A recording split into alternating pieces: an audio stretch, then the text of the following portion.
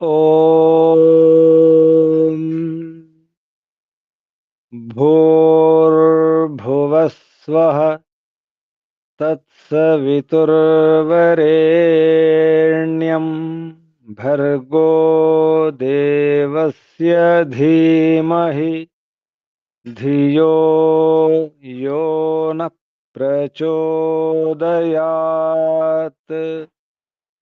ఓం శాంతి శాంతి శాంతి. ఓం పరమపిత పరమాత్మ. ఓం ఓముకు వందనాలు. ఋషులకు, మహర్షులకు, మునులకు, యోగులకు, గురువులకు, ఆచార్యులకు, అధ్యాపకులకు, పెద్దలకు, మాతాపితలకు, శ్రేయోభిలాషులకు, మిత్రులకు అందరికీ వందనాలు. సర్వేభ్యో నమో నమః. ఓం అథ మహాభారత ఉద్యోగ పర్వ అంతర్గత విదురనీతి పదార్థ విస్తృత వ్యాఖ్య సహిత వ్యాఖ్యాత పండిత యుధిష్ఠిర మీమాంసక. విదురనీతిలో 7వ అధ్యాయంలో 60వ మంత్రం వరకు చెప్పుకున్నాం. 60వ శ్లోకం వరకు పూర్తి చేసుకున్నాం నిన్న. సుఖాలను భోగించవచ్చు, కానీ ధర్మపూర్వకంగా సంపాదించుకున్నటువంటి ధనముతో, ధర్మ అర్థాలను విడిచిపెట్టి కాదు.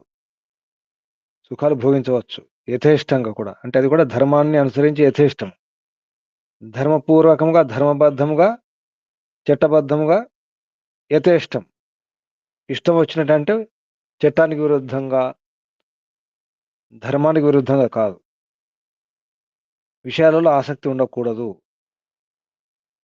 అత్యంత ఆసక్తి మంచిది కాదు. రుచికరంగా తినవచ్చు, కానీ రుచిలే కావాలని తినకూడదు, రుచి కొరకే తినకూడదు. ఆ విధంగా అన్నమాట. నేను చెప్పుకున్నాం. ఈరోజు 61వ శ్లోకం. దుఃఖార్తేషు ప్రమత్తేషు. పుస్తకాలు ఎవరు? కృష్ణారావు గారు, అనే వారి ఎవరిని పుస్తకాలు? విపినారాయణ గారు, అప్పలనాయుడు గారు, కృష్ణారావు గారు చెప్పండి. 61. దుఃఖార్తేషు. దుఃఖ ఆర్తేషు ప్రమత్తేషు నాస్తికేషు అలసేషు చ నా శ్రీ వసత్యదాంతేషు యః చ ఉత్సాహ వివర్జితాః. వసతి అదాంతేషు. శ్రీర్ అంటే శ్రీ. వసతి అదాంతేషు. ఏ చ ఉత్సాహ వివర్జితాః. చెప్పండి అర్థం. దుఃఖ పీడితుడు, ప్రమత్తులు, సోమరులు, ఇంద్రియ నిగ్రహము లేనివారు, పనిచేయుటలో ఉత్సాహము లేనివారు, నాస్తికులు, ఈ 6 దగ్గర లక్ష్మి నిలువదు. అనగా ధనము వారి దగ్గర చాలా కాలము నిలువదు.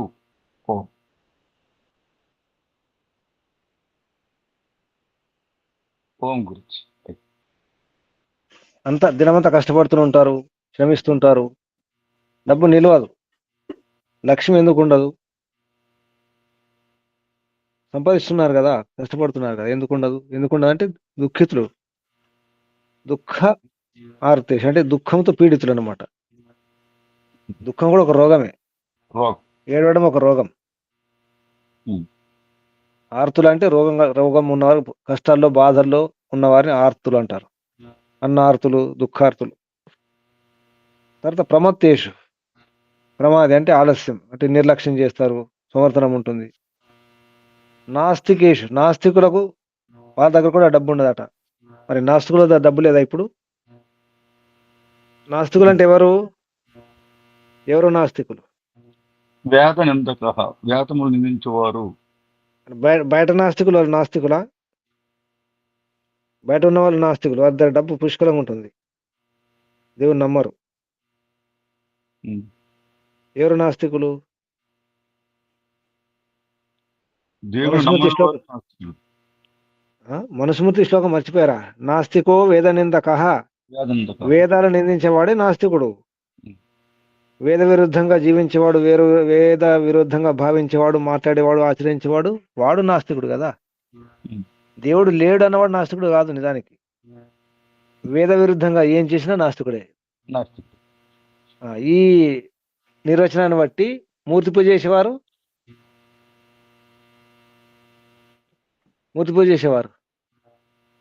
మరి నాస్తికం మరి డబ్బు ఉండదు కదా వారి దగ్గర. డబ్బు ఉంటుంది కదా. నమ్మే నాస్తికులు. దేవుడు ఉన్నాడు నమ్మి వేద విరుద్ధంగా చేసేవాడు అనమాట. నాస్తికో వేద నిందక. వేదాలు నిందించేవాడే నాస్తికుడు. అంతే. అంటే దాని అర్థం ఏంటంటే ఇక్కడ నాస్తికుడు అంటే వేదానికి అనుకూలంగా జీవించిన వాడు. వేదానుకూలంగా జీవించకపోతే డబ్బు ఉండదు. ఏమవుతుంది మరి? వేదానుకూలంగా జీవించకపోతే వ్యసనాలు ఉంటాయి కదా. వేదానుకూలం కాదంటే వ్యసనాలు ఉంటాయి. వ్యసనాలు ఉన్న వారి దగ్గర డబ్బు ఉంటుందా? ఉండదు. ఖర్చైపోతుంది కదా. అదే అన్నమాట. ఆలసి అంటే అజాగ్రత్త ఉంటారు, సంవర్తనం ఉంటుంది. ఇక్కడ 2 మాటలు వచ్చినాయి. ప్రమత్తేషు అంటే మత్తులో ఉంటారు, ఏదో మైకంలో ఉంటారు. అటువంటి వారి దగ్గర కూడా డబ్బు ఉండదు. వచ్చినా కానీ ఉండదు, ఎక్కువ రోజులు ఆగదు అనమాట. అలసేషు. శ్రీ ఉండదు. శ్రీ వసతి నా వసతి నా శ్రీహి వసతి. శ్రీ ఉండదు, సంపత్తి లక్ష్మి వసించదు, అంటే ఎక్కువ రోజులు ఉండదు అనమాట. అదాంతేషు. అదాంత అంటే దమనం ఉండదు, ఇంద్రియాలపై నిగ్రహం ఉండదు అనమాట. సంయమనం ఉండదు. సంయమనం లేకపోతే కంట్రోల్ ఉండదు అనమాట. వారి ఇంద్రియాలు వారి కంట్రోల్ ఉండవు. అటువంటి వారి దగ్గర కూడా ధనం ఆగదు. ఇక్కడ చెప్పండి, సంపత్తి ఇప్పుడు ఉన్నవారు ఎవరు, లేని వారు ఎవరు? సంపత్తి లేదనుకున్న వారు అంటే లేదంటే అర్థం ఏంటి? ఈ గుణాలు మనకు ఉన్నాయన్నమాట. నా దగ్గర డబ్బు లేదు అంటే ఇందులో ఏదో ఒక గుణం ఉన్నట్టే. ఎవరికైనా అంటారు కదా, మాకు డబ్బు లేదు, మాకు అది లేదు, ఇది లేదు అంటారు కదా. మరి కష్టపడుతున్నారు, శ్రమిస్తున్నారు ఏళ్ళ నుంచి, ఎందుకు డబ్బు ఉండట్లేదు అంటే ఈ గుణాలు ఉంటాయి అన్నమాట.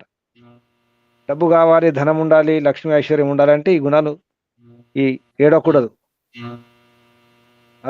అజాగ్రత్త ఉండకూడదు, మత్తులో ఉండకూడదు, వేద విరుద్ధంగా వ్యవహారం చేయకూడదు, సమర్థం ఉండకూడదు, ఇంద్రియ పట్ల అదుపు ఉండాలి, ఉత్సాహం ఉండాలి.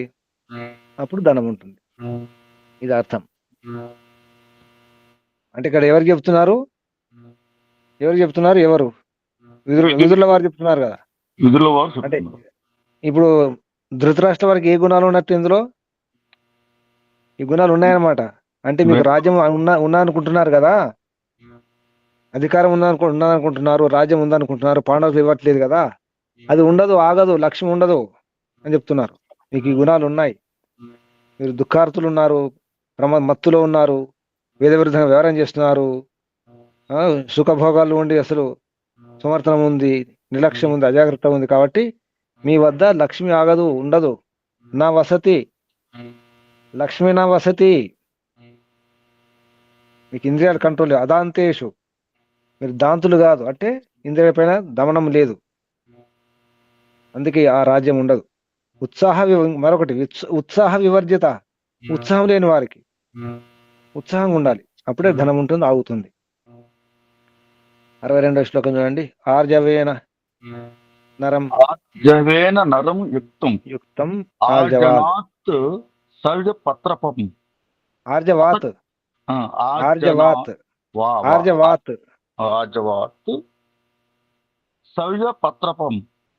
అసక్తం మన్యమానాస్తు దర్శయంతి కుబుద్ధయః.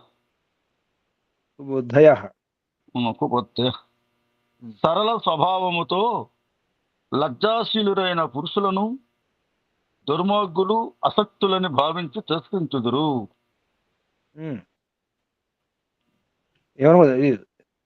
దుర్మార్గులు ఏం చేస్తారు? దుష్టబుద్ధి గలవారు ఏమంటారు? మంచివారిని, సరళంగా ఉన్న వారిని చేతగాని వారని చెప్పేసి నిందిస్తారు, అవమానిస్తారు, ముద్ర వేస్తారు గురించి. మీకు ముద్రలు వచ్చినాయా? ఎన్ని స్టాంపులు పడ్డాయి?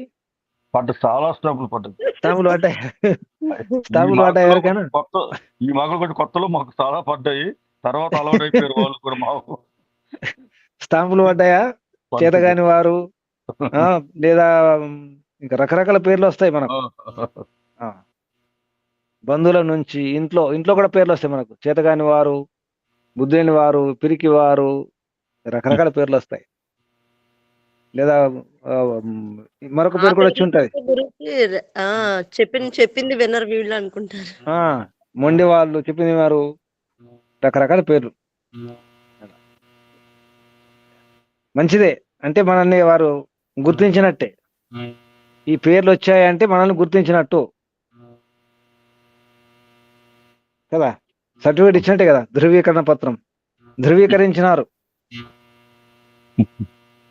ఈ ధృవీకరణం అంటే తెలుసా అర్థం? ధృవీకరణం. ధ్రువం అంటే ఏంటి? ధ్రువం అంటే ఏంటి అర్థం?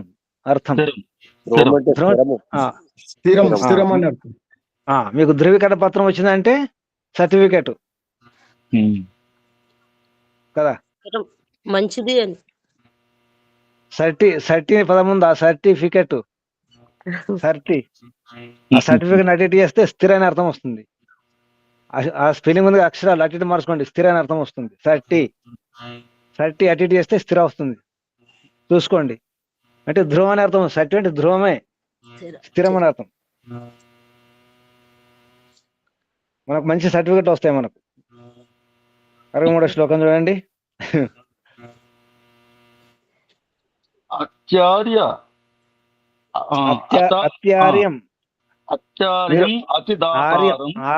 ఆర్యం అత్యార్యం, దాతారం అతి దాతారం, శూరం అతి శూరం, వ్రతం అతివ్రతం అన్ని అవే మీద మొత్తం ఒకే శబ్దం. అదంతా సంధి ఉంది. అత్యార్యం అతి దాతారం అతి శూరం అతివ్రతం చైవ శ్రీహి భయాత్ న ఉపసర్పతి. భయాత్ నోపసర్పతి అంటే భయాత్ న ఉపసర్పతి. భయాత్ న ఉపసర్పతి. అత్యంత శ్రేష్ఠుడు, ఏమాత్రము కుటిలము లేనివాడు. 2 అతిదానము చేయవాడు. 3 అతి శూరుడు. 4 అతిగా వ్రతములు పాటించేవాడు. 5 నేనే పండితుడినని గర్వించేవాడు. అహం పండిత. ఈ 5 వద్దకు భయపడి లక్ష్మి అంటే సంపద వెళ్ళదు. అతి సర్వత్రా వర్జయేత్తు. సూక్తి సకాలములకు అనుసరణీయము. అతి ఆర్యం ఉన్నారు. అతి ఆర్యులు. మీరు ఆర్యుల అతి ఆర్యుల? ఆర్యులు, అతి ఆర్యులు, స్వల్పార్యులు, అల్పార్యులు, స్వల్పార్యులు, అతి ఆర్యులు. అతి ఆర్యులు కాకండి, అతి దాతలు కాకండి, అతి వీరులు కాకండి, అతివ్రతం చేయకండి, నేనే బుద్ధిమంతుడు అనుకోకండి, నేనే శ్రేష్ఠుణ్ణి. ఇక్కడ అర్థం ఏంటి? నేనే గొప్పవాడిని, నన్ను మించిన గొప్పవాడు లేడు, నేనే ఆరాధనీయుణ్ణి, నేనే పూజనీయుణ్ణి, నేనే మహాత్ముని, మంచివాడిని అటు అనుకోవద్దు. నేనే మహాదానిని, నేనే దాన వీర శూరకర్ణుని అటు అనుకోకండి అని అర్థం ఇది. నన్ను మించిన వ్రతాలు చేసేవారు ఎవరు లేరు అంటే అనుకోకండి. అహం పండితాన్ని అనుకోకండి. అనుకుంటే అసలు లక్ష్మి భయపడుతున్నట్టు. అట్లా శ్రీ భయాత్ నా ఉపసర్పతి. ఉప అంటే దగ్గరికి కూడా రాదు. లక్ష్మి అసలు దగ్గరికే రాదట. దగ్గరగా వెళ్ళడం కాదు. పైన శ్లోకంలో ఇంతకుముందు అది దగ్గరకు వస్తుంది కానీ ఉండదు అక్కడ. నా శ్రీ వసతి, అక్కడ శ్రీహి నా వసతి. లక్ష్మి ఆగదన్నారు. 61వ శ్లోకం లక్ష్మి ఆగదన్నారు. ఇక్కడ రానే రాదట. గమనించండి. అతి మంచితనం, అతి దానం చేసిన వారు చరిత్రలో ఏమయ్యారు? సరే కర్ణుడే, ఆ కర్ణుని తీసుకోండి. అతి దాన గుణం వల్ల ఏమైంది కర్ణునికి? అతి దాన గుణం. కర్ణుడు దానవీరుడు కదా. బలి చక్రవర్తిని చెప్పండి. బలి చక్రవర్తి ఏమయ్యాడు? అక్కడ కూడా దానమే. నేనే గొప్ప దాని అని చెప్పేసి విరవీగినాడు. నన్ను మించిన దానవీరుడు లేడని అనుకున్నాడు బలి చక్రవర్తి. బలైపోయాడు కదా వామనుడి చేత. పౌరాణికంగా అనిపిస్తుందా నేను దానవీరుణ్ణి అటు అనిపించుకొని ఉందా ఎవరికన్నా? దానవీరుణ్ణి అని.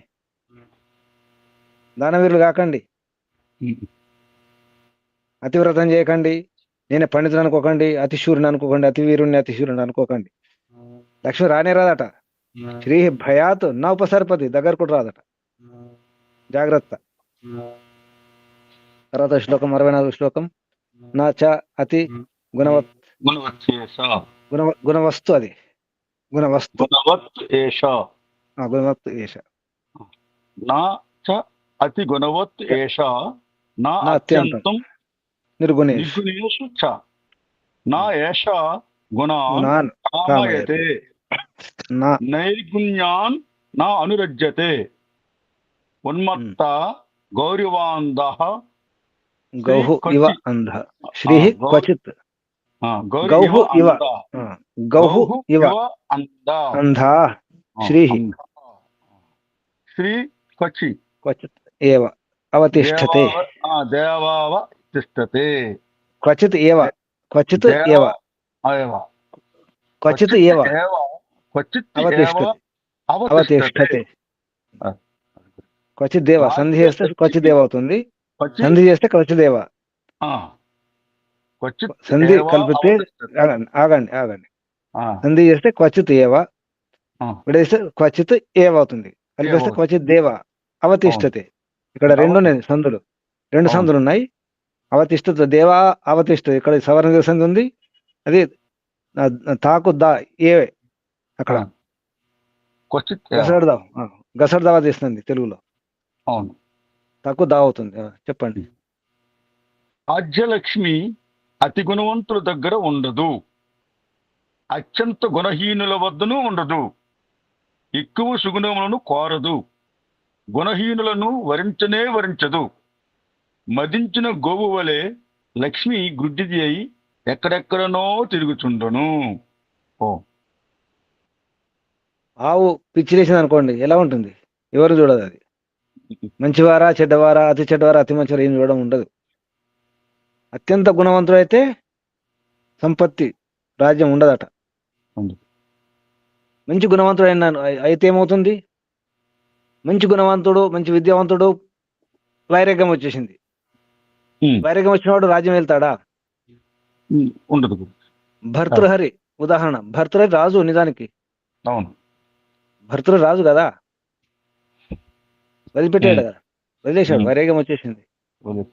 మంచి వ్యాకరణ పండితుడు. భర్త రాసినటువంటి వ్యాకరణంలో వాక్యపదీయం అని ఒకటి ఉంటుంది, మహాభాష్యం తర్వాత చదివిస్తారు. వాక్యపదీయం అని అదొక దర్శన శాస్త్రం, వ్యాకరణ దర్శన శాస్త్రం. అంటే వ్యాకరణం ద్వారా కూడా ఈశ్వరోపాసన చేయవచ్చు, ఈశ్వర దర్శనం చేసుకోవచ్చు అని అంత బాగుంటుంది. అది మహాభాష్యం తర్వాత ఉంటుంది. అది అటువంటి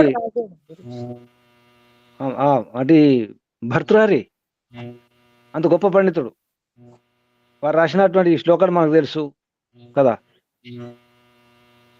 అలాగే భోజరాజు వచ్చిన తర్వాత ఇంకా వాటి జోలికి వెళ్ళారన్నమాట. అంతే.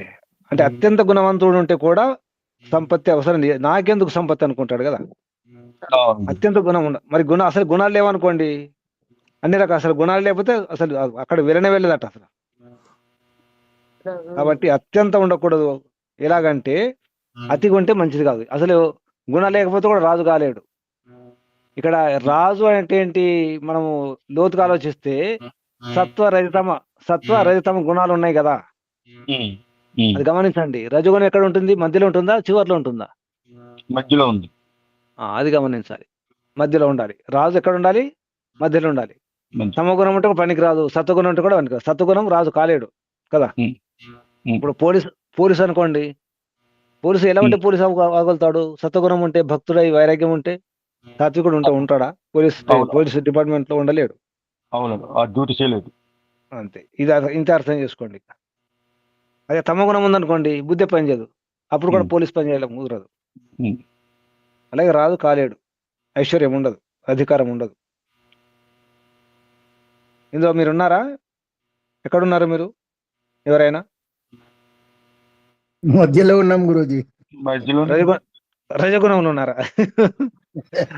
అటు మరి రజగుణంలో ఉండడు. మధ్యలో ఉన్నాం. అన్ని కొన్ని తీసుకోవాలి. మధ్యలో ఉండడం మంచిదే, సేఫే. అటు కొంచెం ఇటు కొంచెం సేఫ్ లో ఉన్నాం. అటు నుంచి ఇటు నుంచి సేఫ్ అంటే ఏ సేఫ్ తెలుసా మీకు? అటు నుంచి దెబ్బలు, ఇటు నుంచి దెబ్బలే. అబ్బో. మరి ఏమనుకో మధ్యలో ఉంటే అంతే కదా. అంతే. ఎవరైనా కొట్టుకుంటుంటే మధ్యలో వెళ్ళండి, చూడండి ఒకసారి, ఏమైనా చేయండి. అటు నుండి బాగా ఇటు నుండి. భయంకరంగా మత్తులో ఉండి కొట్టుకునే వారు ఉంటారు కదా, భయంకరంగా కొట్టుకుంటారు పూర్తిగా. ఆ మధ్యలో మీరు వెళ్ళండి, విడిపించండి, పుణ్యం చేసుకోండి కొంచెం. చేసుకున్నారా పుణ్యం ఎప్పుడా? బస్సులో గానీ ట్రైన్ లో గానీ మధ్యలో కూర్చుంటే అంతే ఒత్తుడే, అటు అక్కడికి వెళ్ళి ఒత్తుడే, ఇక్కడికి వెళ్ళి ఒత్తుడే. లేదు, గొడవలు కొట్టుకుంటప్పుడు మీరు మధ్యలో పోయి చూశారు ఎప్పుడన్నా?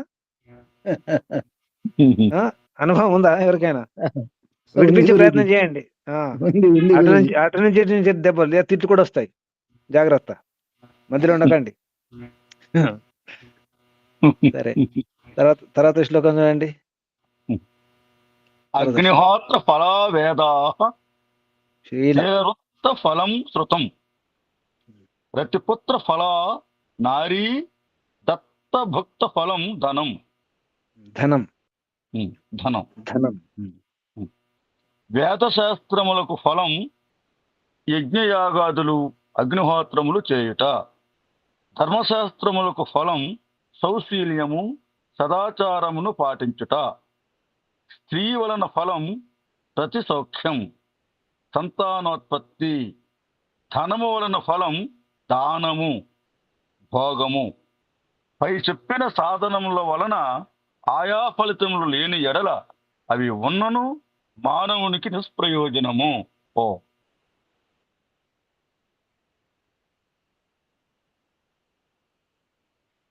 ఓం గురు. అగ్నిహోత్రం యొక్క ఫలం, అగ్నిహోత్రం యొక్క ఫలం ఏమిటి? యజ్ఞయాగాలు కదా. అంటే ఇప్పుడు ఏమన్నారు? వేదం అన్నట్టు. అగ్నిహోత్ర ఫల వేద అన్నారు. ప్రయోజనం, వేదం ఎందుకు అధ్యయనం చేయాలి అంటే అగ్నిహోత్రం అన్నారు. ఎందుకు? ఉత్తమ కర్మ చేయడం. అగ్నిహోత్రం అంటే ఉత్తమ కర్మలు.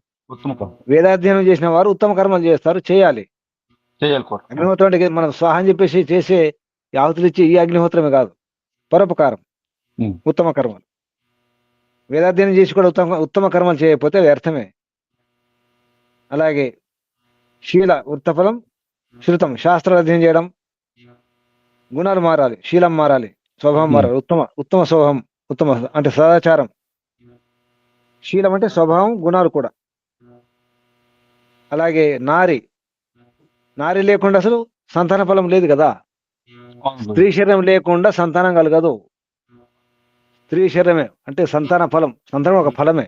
ఆ ఫలం కలగాలంటే పుత్ర ఫలం అన్నారు ఇక్కడ. నారి ఉండాలి. నారి లేకపోతే అసలు సంతానం ఫలమే లేదు, పంటే లేదు. దత్తభుక్త ఫలం ధనం. ఈ ధనం ఉంది కదా, ధనం దేని కొరకు? ఏదైనా ఒక పండు అనుకోండి, లేదా తినాలి. దానం చేయడమా తినడమా? మనమని అనుభవించాలి, లేకపోతే దానం చేయాలి, ఎవరికైనా ఇవ్వాలి. దత్త భుక్త ఫలం అన్నారు. అందుకే ధనం యొక్క ఫలం ఏంటి? దత్త భుక్త. దత్తం అంటే ఇవ్వడం, భుక్తం అంటే తినడం, భోగించడం. మనం ఏం చేస్తున్నాం మరి? మన వద్ద ఉన్నటువంటి పప్పులో ఉప్పులో ఏవో ధనం గాని వస్తువులు గాని ఏవైనా కానీ మనం అనుభవిస్తున్నామా? అనుభవించండి, లేదంటే ఎవరికైనా ఇచ్చేసేయండి, అంతే. ఏదైనా కానీ అనుభవించండి, లేదంటే ఇచ్చేసేయండి, అవసరం లేదు, వ్యర్థం కాకుండా. దాన్ని మూడవ గతి అంటారు, తృతీయ గతి. మనం అనుభవించకుండా ఎవరికి ఇవ్వకుండా ఉంచితే చివరికి ఏమవుతుంది? అలాగే ఉంచుకొని మనం వెళ్ళిపోతాం. ఆ వస్తువు ఏమవుతుంది? భూమి మీద ఉండిపోతుంది కదా, భూమిలోకి వెళ్ళిపోతుంది. దాని పేరు మూడవ గతి అంటారు. మూడవ గతి అంటే నేను తినడమా, అది ఒకటో గతి. నేను అనుభవించడం ఒకటో గతి. ఎవరికైనా ఇవ్వడం రెండవ గతి, లేదంటే మూడవ గతి. మూడవ గతి అంటే భూమిలోకి వెళ్ళిపోతుంది అలా. కాబట్టి ధనము కానీ సాధనాలు కానీ తినేవి పండ్లు కానీ చేసిన వంటలు కానీ పిండి వంటలు కానీ ఏమైనా ఉంటే మనం తినాలి, లేకపోతే ఎవరికైనా పని చేసేయాలి. అది. తర్వాత శ్లోకం 66వ శ్లోకం. అధర్మోపాజితై ధైర్యః కరోత్య అత్వ కరోతి అద్వా దేహికం నా ష తస్య ఫలం ప్రేత్య భుంజేత్ అర్ధస్య దురాగమాత్ గురించి దుర అగమాత్. దుర అగమాత్ ఉమ్. అన్యాయార్జిత ధనముతో పరలోక సాధకమైన యజ్ఞయాగాదులు చేసినను వాటి ఫలితము పురుషులకు దక్కదు. ఆ ధనము అధర్మ మార్గమును సంపాదించినది ఒకటే కారణము. ఏమర్థం చేసుకున్నారు? నేను యజ్ఞయాగాలు చేస్తాను అన్ని చేస్తానంటే లాభం లేదు. అది ధర్మపూర్వకంగా ఉండాలి. ఎన్ని యజ్ఞయాగాలు చేసినా లాభం లేదు. అధర్మపూర్వకంగా సంపాదించిన ధనము ద్వారా చేస్తే అది ఫలితం ఉండదు, శుభఫలం ఇవ్వదు, శుభఫలం ఉండదు. అనుచిత ఉపార్జన కదా అది. అవును. ధర్మం, అందుకే ధర్మ అర్థ కామ మోక్షాలు అన్నారు. ముందు ధర్మం, తర్వాత అర్థం. ధర్మపూర్వకంగా అర్థం ఉండాలి. అది అంటే అందుకేమంటారంటే యజ్ఞం చేసేటప్పుడు ఆహుతి ఇచ్చే సామాగ్రి కానీ నెయ్యి కానీ మనది సొంతమే ఉండాలి. ఎవరు సామాగ్రి తెచ్చి పెడితే మనం తీసుకుపోయి ఇవ్వడము, స్వాహ అని చెప్పి ఇవ్వడము అది మనది కాదు. స్వాహ అంటున్నాం అంటే సరే, అక్కడ సు ఆహ, నేను నిజం చెప్తున్నాను, ఇది నా వస్తే అర్పణ చేస్తున్నాను అంటున్నాం. నిజానికి సు ఆహ అంటే ఏంటి? నేను సత్యం పలుకుతున్నాను, నిజం చెప్తున్నాను, ఇది నా వస్తువే, దీన్ని నేను ఆహుతి ఇస్తున్నానని అర్థం వస్తుంది నిజానికి. స్వాహకు ఎన్నో అర్థాలు ఉన్నాయి, లెక్కలేని అర్థాలు ఉన్నాయి. అంటే సరిగా నేను ఆహుతి ఇస్తున్నాను, సరైన ఆహుతి ఇస్తున్నాను ఎన్నో అర్థాలు వస్తాయి. మరి మనం ఇచ్చే ఆహుతి, ఆ సామాగ్రి కానీ, నెయ్యి కానీ, వనమూలికలు కానీ, సమిదలు కానీ, ఏవైనా కానీ మనవి ఉన్నాయి అందులో, ఎలా స్వాహం చెప్తున్నాం? మరి కష్టార్జితమైన అందులో కూడా మళ్ళీ కష్టార్జితం, మోసం చేసిన ధనం కాదు. అప్పుడే అది పరోపకారాన్ని ఇస్తుంది. అది తర్వాత శ్లోకం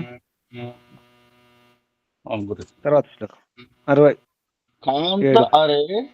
వనదుర్గేషు కాంతారే, ఇది మొత్తం ఒకటి శబ్దం. కాంతారే అంటే అడవిలో అంటాం. కాంతారం అంటే అడవి. కాంతారే అడవిలో.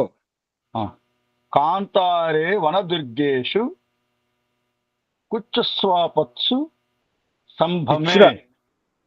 కృచ్ఛ్రాసు ఆపత్సు. కృచ్ఛ్రాసు ఆపత్సు సంభ్రమే. ఉద్యతేషు చ శస్త్రేషు నా అస్తి సత్వ అవతాం భయం. కాకిదూరని కారడువులందున్నను, అగమ్యమైన వనదుర్గములందున్నను, ఘోరమైన ఆపదలందున్నను, ఎంత కఠోరమైన పరిస్థితులందున్నను శత్రువు శస్త్రాస్త్రములతో ఎదురై ఆక్రమణకు సిద్ధముగా ఉన్నను మనోబలము కలవాడు భయపడడు. చాలా చక్కగా ప్రయోగం చేశానండి. ఇప్పుడు వచ్చారు అక్కడ మన ఆశ్రమంలో ఒక పాము కనిపిస్తుందట, భయపడి పరిగెత్తుకు వచ్చారు ఇక్కడ. ఇప్పుడు నేను ఇలాగే కూర్చున్నాను. పాము ఉంది ఉంటే ఏమైంది? నీకు ఇలా కూర్చుని పోయాను, అందరూ పరిగెత్తిపోయారు. ఇప్పుడు అంటే ఎటువంటి పరిస్థితి వచ్చినా కానీ మనోబలం ఉండాలి, ఆత్మబలం ఉండాలి, భయపడకూడదు. పాము వచ్చిందా, పులి వచ్చిందా, భూకంపం వచ్చిందా, ఇది కాదు. అది వనమా, మనుషుల ఆపత్తి, కష్టాలు, యుద్ధమైన పర్వాలేదు, భయపడకూడదు. మనోబలం ఉండాలి, ఆత్మబలం ఉండాలని చెప్తున్నారు ఇక్కడ. అంటే తర్వాత జరగబోయేది అదే కదా. హెచ్చరిస్తున్నారు, కుదుర్ల వారు హెచ్చరిస్తున్నారు అన్నమాట. హెచ్చరిక అది, రాబోయేది ఇదే, జాగ్రత్త, భయపడకండి. మన జీవితంలో కూడా రాబోయే ఇవే వస్తాయి, అయినా భయపడకండి, మనోబలం ఉంచుకోండి అంటున్నారు. సత్వ అవతాం అన్నారు. సత్వ అవతాం అంటే మనోబలంతో కూడి ఉండాలి, భయం ఉండకూడదు. నాస్తి భయం, చివరి వాక్యం చూడండి, నాస్తి సత్వవతాం భయం. సత్వవతం తీసేస్తే నాస్తి భయం. శస్త్రేషు, యుద్ధమైన శస్త్రాలు ఉన్నప్పటికీ కూడా అస్త్రాలు ఏమైనా ఉండండి, భయపడకూడదు. నాస్తి భయం, భయపడకండి. 68వ శ్లోకం. ఉత్థానం సంయమో దాక్ష్యం అప్రమాదో ధృతి స్మృతి సమీక్ష సమ ఆరంభో విద్ధి మూలం భవిష్యతు భవస్యతు భవస్యతు భవస్య. భవస్యతు. ప్రయత్నము, ఆత్మ సంయమం, సామర్థ్యము, జాగ్రత్త, ధైర్యము, జ్ఞాపక శక్తి, చక్కగా ఆలోచించి పనిని ప్రారంభించుట, ఇవన్నీ శ్రేయస్సుకు అంటే ఉన్నతికి కారణములు. ఉమ్. కారణాలు భవస్య అంటే ఈ ఉన్నతికి కారణమవుతాయి. ఇది మూలం అన్నారు ఇక్కడ. విద్ధి తెలుసుకోండి, మూలం అని తెలుసుకోండి. ఇవి మూలాలు. ఇది గుర్తుంచుకోండి, ఇది గుర్తుంచుకోవాలి. ఉత్థానం, సంయమం, దాక్ష్యం, అప్రమాద, ధృతి, స్మృతి, సమీక్ష, సమారంభ, ఇవి తెలుసుకోండి అంటున్నారు. విద్ధి అర్థం చేసుకోండి, ఇవి ఉండాలి, సమీక్ష చేసుకుంటూ ఉండాలి ఎప్పటికప్పుడు. తర్వాత శ్లోకం 69. తపోబలం తాపసానాం బ్రహ్మ బలం తాపసానాం బ్రహ్మ బ్రహ్మవిదాం బలం హింస బలం అసాధూనాం క్షమా గుణవతాం బలం. తపస్సు తాపసులకు బలము, బలం. వేదములు శాస్త్రజ్ఞులకు బలం. వేదం అంటే ఇక్కడ బ్రహ్మ. బ్రహ్మ అంటే వేదం. బ్రహ్మ విధం అంటే వేదం చేసిన వారు బ్రహ్మ విధులు. బ్రహ్మ విధులు. బ్రహ్మ అంటే వేదం చేసిన వారు బ్రహ్మ విధులు. వారికి బలం ఏంటి? బ్రహ్మ విధులకు బలం వేదమే. వేదమే. హింసాకాండ దుష్టులకు బలము. హింస చేయడం వారికి బలము. దుష్టులకు హింస చేస్తారు, మంచివారు చేయడం. తర్వాత ఓర్పు, సహనం, గుణవంతులకు బలము. ఓర్పు, ఇవన్నీ మన గుణవంతులకు బలము. మనకి బలాలు ఉండాలి. ఓర్పు ఉండాలి. తర్వాత ఇంకేం ఉండాలి? వేదం ఉండాలి, తపస్సు చేయడం ఉండాలి. చెడ్డ వాళ్ళు అయితే హింస చేస్తున్నారంటే వాడు చెడ్డవాడు అంతే. వాడి బలం హింస. హింస చేసే వాళ్ళు మంచి వాళ్ళు చేయరు కదా, వాళ్ళ బలం అదే. ఈ బలాలు ఉంటాయి వాళ్ళకు. వేదం ఉండదు, తపస్సు చేయడం ఉండదు, క్షమ ఉండదు, ఈ బలం ఉండదు. 70వ శ్లోకం. అష్టౌ తాని అవర్తజ్ఞాని ఆపో మూలం ఆపహ మూలం ఫలం పయః అవి బ్రాహ్మణ కామ్యా చ అవిహి బ్రాహ్మణ కామ్యా చ గురో వచన గురోః వచనం ఔషధం. గురోః వచనం ఔషధం. నీరు, కందమూలములు, పండ్లు, పాలు, నెయ్యి బ్రాహ్మణుని అంటే బ్రహ్మజ్ఞాని యొక్క కోరికను నెరవేర్చుట, గురువు చెప్పినది చేయుట ఔషధము. ఈ 8 వలన వ్రతభంగము రాదు. అనగా నిరసన వ్రతము చేయునప్పుడు మానవుడు నీరు మొదలగు వారిని తీసుకొనవచ్చును. అందువలన వ్రతమునకు భంగము కలుగదు. జలము, ఇవన్నీ కూడా ఉన్నాయి కదా. జలము, తర్వాత కందమూలాలు, ఫలాలు, పాలు, నెయ్యి, ఇవన్నీ కూడా అంటే బ్రాహ్మణులు అంటే గొప్పవారి యొక్క కోరికలు నెరవేర్చడం, పూర్తి చేయడము, గురువుల వచనాలు వినడం, ఔషధాలు, ఇవన్నీ కూడా 8 ఈ వ్రతం భంగం చేయవు అంటున్నారు. అంటే మనం వ్రతం తీసుకున్నప్పుడు ఇవి చేస్తే వ్రత భంగం అవుతుంది అనుకోకండి. పండు తీసుకోవచ్చు, నీళ్ళు తీసుకోవచ్చు, దుంపలు తీసుకోవచ్చు, పాలు, నెయ్యి, ఈ గొప్పవారి యొక్క కోరికలు పూర్తి చేయడము, వారి అవసరాలు తీర్చడము, గురువుల వచనాలు వినడము, ఔషధ సేవన అంటే ఆరోగ్యం బాగాలేదు ఔషధాలు తీసుకోవచ్చు. నేను వ్రతం ఉంది, నేను ఉపవాసం ఉన్నానని తీసుకుంటా అనుకోకండి. ఉపవాసం ఉన్నా ఔషధాలు సేవించవచ్చు, అది వ్రతభంగం కాదు అంటున్నారు. ఇది ఎవరు మాటి కొందరు ఉపవాసాలు ఉండేవారు ఉంటారు, వారానికి ఒకసారి ఉంటారు. ఎవరైనా మీరు ఉన్నవాళ్ళు ఉన్నారు కదా, ఇవి తీసుకోవచ్చు. ఉపవాస దీక్ష ఉన్నప్పుడు, వ్రతం ఉన్నప్పుడు కూడా, ఉపవాస వ్రతం ఉన్నప్పుడు కూడా ఇది తీసుకోవచ్చు. నీళ్ళు తీసుకోవచ్చు, దుంపలు తీసుకోవచ్చు, పండు తీసుకోవచ్చు, పాలు తీసుకోవచ్చు, నెయ్యి తీసుకోవచ్చు, పెద్దల యొక్క అవసరాలు పూర్తి చేసుకోవచ్చు. బ్రాహ్మణుడు అంటే గొప్పవారు అనుకోండి. ఇక్కడ యోగులు అటువంటి వారు, మంచివారు, భక్తులు, లేదా గురువుల యొక్క వచనాలు వినడము, వారు చెప్పినట్టు చేయడము, అటు గురువుల సేవ చేయడం. ఇక్కడ తర్వాత ఔషధాలు, ఆరోగ్యం బాగాలేకపోతే మందులు వేసుకోవచ్చు. ఉపవాసం ఉంది, వ్రతం ఉంది అని చెప్పేసి ఆగకండి అంటున్నారు. తర్వాత శ్లోకం 71. నా నా తత్ తత్పరస్య పరస్య సందద్యాత్ ప్రతికూలం యదా ఆత్మనః సంగ్రహేణ సంగ్రహేణ ఏష ఏష ధర్మః స్యాత్ కామాత్ కామాద్ అన్యః ప్రవర్తతే. ఉమ్.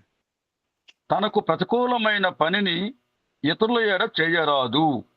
సంగ్రహముగా ఇదే ధర్మ స్వరూపము. ఇందుకు వ్యతిరేకముగా కోరికల వలన కలుగు దుష్ఫలితమే అధర్మము. ఇది అధర్మం. ఆచార వ్యవహారాలు ప్రతికూలంగా ఉన్నప్పుడు కూడా ధర్మమే పాటించాలి, అంతే. ఎలా ఉన్న ధర్మం పాటించాల్సిందే. అది. ప్రతికూలం ఉండని ఏమన్నా ఉండని, ఎంత విరుద్ధం ఉన్నా విరోధం చేసినా తప్పకుండా ధర్మం పాటించాల్సిందే, ధర్మాన్ని అనుసరించాలి. అవును. అనుసరించాల్సిందే, పాటించాల్సిందే. 72 శ్లోకం గురించి. అక్రోధేన జయేత్. అక్రోధేన జయేత్ క్రోధం అసాధుం సాధునా జయేత్.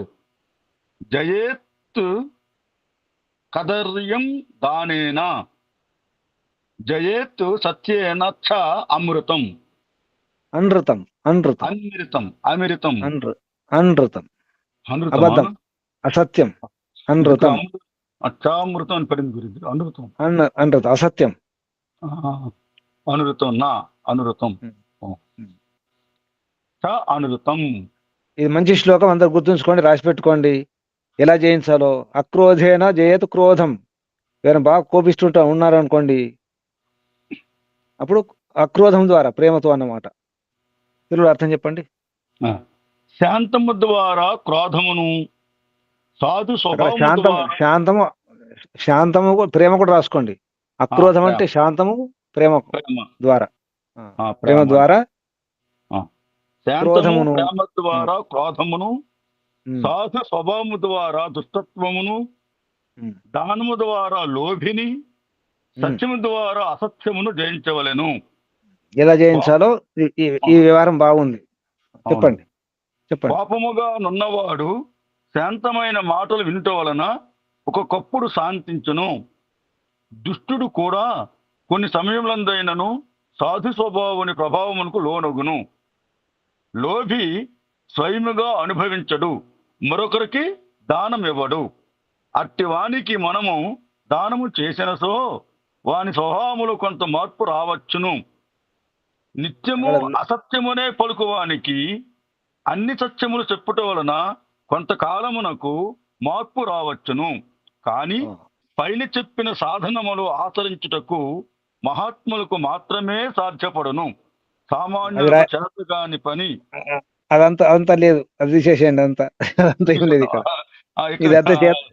ఇది చేతగాని వాళ్ళు అనే పని, ఇది చేతగాని వాళ్ళు అనే మాట, అది లేదు. అంతా ఇక్కడ అదంతా లేదు. సత్యేన అంటే సత్యం ద్వారా అబద్ధం అని చెప్పి, ఇప్పుడు ఎప్పుడు అబద్ధాలు ఆడతారు, మనం అప్పుడు ఏం చేస్తాం, ఎప్పుడు మనం సత్యమే చెప్తుండాలి, అంతే. మరి ఎప్పుడు అబద్ధాలు ఆడుతుంటారు, మనం సత్యమే చెప్తుంటే కొన్ని రోజులు కానీ వాళ్ళకు సిగ్గు అనిపిస్తుంది. ఇన్నిసార్లు అబద్ధం చెప్పినా నేను, ఇన్నిసార్లు అబద్ధం చెప్పినప్పటికీ నాతో సత్యమే పలుకుతున్నారు, అబద్ధాలు చెప్పట్లేదు అని చెప్పేసి సిగ్గు అనిపిస్తుంది ఎవరికైనా, ఆ రకంగా. కానీ ఇది అంతా అందరికీ సాధ్యమే. అదేమి ఇప్పుడు మీరు ప్రేమ చేయడం సాధ్యం కాదా అందరికీ? ప్రశాంతంగా ఉండడం సాధ్యం కాదా అందరికీ? సాధ్యం అవుతుంది కదా, అందరికి సాధ్యం కాదు. ఎందుకన్నాడు? మహాత్ములకే సాధ్యం అవుతుంది అంటే చేతులు ఎత్తడం ఎందుకు అంటే మా కోసం కాదు, మహాత్ముల కొరకు అన్నట్టు అనిపిస్తుందా లేదా? ఇది మహాత్ముల కొరకు కాదు, మరి మహాత్ముల కొరకు ఎక్కడుంది శ్లోకంలో? ఒక పదం లేదు, ఒక శబ్దం లేదు మహాత్ముల కొరకు అని. ఇటువంటి రాయకూడదు. అందరికీ ఈ నీతి అందరి కొరకు ఉంది, మహాత్ముల కొరకు కాదు. ఇది గుర్తుంచుకోండి. ప్రేమతో ప్రశాంతంగా ఉన్నప్పుడు క్రోధాన్ని జయించవచ్చు. ఇది ప్రయోగం చేసి చూడండి, ఇది సంభవం. ఇది చాలా మార్పు వస్తుంది. ఎంత కోపం ఉన్నప్పుడు కూడా మన మాటికి ప్రేమతోని ప్రశాంతమైన వ్యవహారం చేయండి, వారు కూడా ప్రశాంతం అవుతారు. అసాధుం సాధున, దుష్టులు ఉంటారు. మన ఉత్తమ వ్యవహారంతో, మంచి వ్యవహారంతోనే చేస్తే కొన్ని రోజులకన్నా మార్పు వస్తుంది. మనం అలాగే చేస్తున్నది. మీరు మహర్షి దయానంద సరస్వతి గారి యొక్క జీవిత చరిత్ర చదవండి, దాంట్లో ఇటువంటి వ్యవహారం వస్తుంది. ఒకరు ఉంటారు, ప్రొద్దున లేవనే మహర్షిని తిడుతూనే ఉంటారు అనమాట, రోజు తిడుతూనే ఉంటారు. అటువంటి వ్యక్తికి రోజు మహర్షి ఆ పనులు అవి పంపిస్తూనే ఉంటారు రోజు. చివరికి బాధపడతాడు ఆయన, నేను మహర్షిని ఇలా అనుకున్నానని చెప్పేసి. ఇది వ్యవహారం అన్నమాట. అసాధుం సాధునా, చెడ్డవారిని సాధుత్వంతో మంచితనంతో గెలవచ్చు. కదర్యం అంటే అక్కడ లోబి అని రాశారు. కదర్యం అంటే లోబి కాదు, పిసినారి. పిసినారి అని రాసుకోండి. పిసినారి. ఇంకేమంటారు ఇంగ్లీష్లో ఏమంటారు? ఇంగ్లీష్లో ఏమంటారు పిసినారిని? హిందీలో కంజూష్ అంటారు. కంజూష్ హిందీలో పిసినారి. కదర్యం అంటే పిసినారి, లోబి కాదు. దానంతో పిసినారి ఎవరికి ఏమి ఇవ్వడు, అటువంటి వాడిని దానం చేసి వాడికి దానం చేస్తుండాలి. అలా తర్వాత శ్లోకం 73వ శ్లోకం. స్త్రీ ధూర్తకి అలసే అలసే భీరౌ. భీరౌ చండే చండే. పురుషమానిని శౌరే కృతజ్ఞే విశ్వాసో నా కార్యో నా చ నాస్తికే.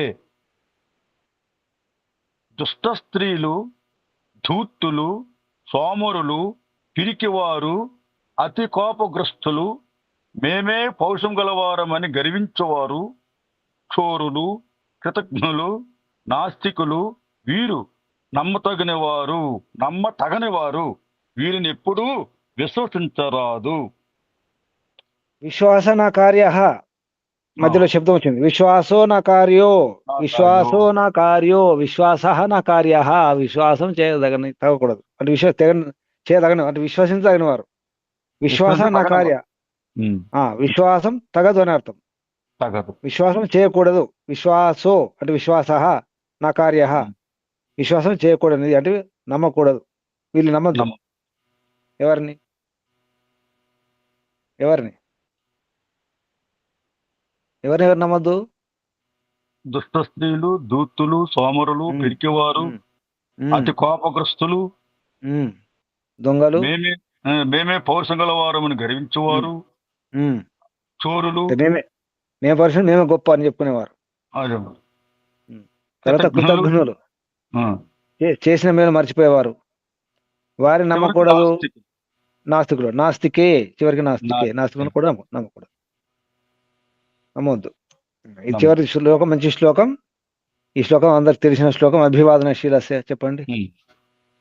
అభివాదనశీలస్య నిత్యం వృద్ధోపసేవినః వృద్ధః ఉపసేవినః చత్వారి సంప్రవర్ధంతే కీర్తిః. చత్వారి తస్య ఉండాలి. తస్య ఇక్కడ లేదు గురు, ఇక్కడ పర్వాలేదు, ఇక్కడ ఇలా కూడా చెప్పవచ్చు. చత్వారి తస్య అది కూడా ఉంది. ఇక్కడ సంప్రవర్ధంతే కూడా ఉంది. సత్వారి సంప్రవర్ధంతే కీర్తి ఆయు యశో బలం.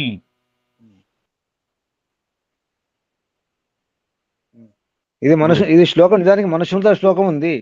అవును, ఈ శ్లోకం మనుస్మృతిలో ఉంది, 2వ అధ్యాయంలో ఉంది. ప్రతి దినము పెద్దలకు ప్రణామములు ఆచరించి వారికి సేవ చేయు వారికి కీర్తి, ఆయుష్, కీర్తి అక్కడ కీర్తి అనే చోట మనుస్మృతిలో విద్య ఉంటుంది. చత్వార్తస్య ప్రవర్ధంతే ఆయుర్విద్య యశోబలం. ఆయుర్విద్య యశోబలం ఉంటుంది అక్కడ. కీర్తి వచ్చింది. ఆయు యశోబలం ఉంది కానీ ఇక్కడ కీర్తి వచ్చింది. అది మనుస్మృతిలో విద్య ఉంది. ఆయుర్విద్య యశోబలం అక్కడ. ఇక్కడ కీర్తి, ఆయు, యశోబలం ఉంది. తర్వాత చత్వారితస్య ప్రవర్ధంతే ఉంటే ఇక్కడ సంప్రవర్ధంతే ఉంది. 2 శబ్దాలు మార్పున్నాయి. అదే శ్లోకం మనుస్మృతిలో 2వ అధ్యాయంలో శ్లోకం. అది చెప్పండి. ప్రతి దినము పెద్దలకు ప్రణామములు ఆచరించి వారికి సేవ చేయు వారికి కీర్తి, ఆయుష్, ప్రతిష్ట, బలము ఇవి అభివృద్ధి చెందును. పెద్దలంటే ఎవరు? జ్ఞాన వృద్ధులు, వయోవృద్ధులు, అనుభవం ఉన్న వారి యొక్క సేవ, ఉపసేవ చేయాలి. అభివాదనశీలస్య నిత్యం నిత్యం వృద్ధ ఉపసేవిన. ఉపసేవ అంటే దగ్గరుండి సేవ చేయడం అనుభవంతో. వృద్ధుల యొక్క సేవ దగ్గరుండి ఆచరిస్తూ సేవ చేయాలి.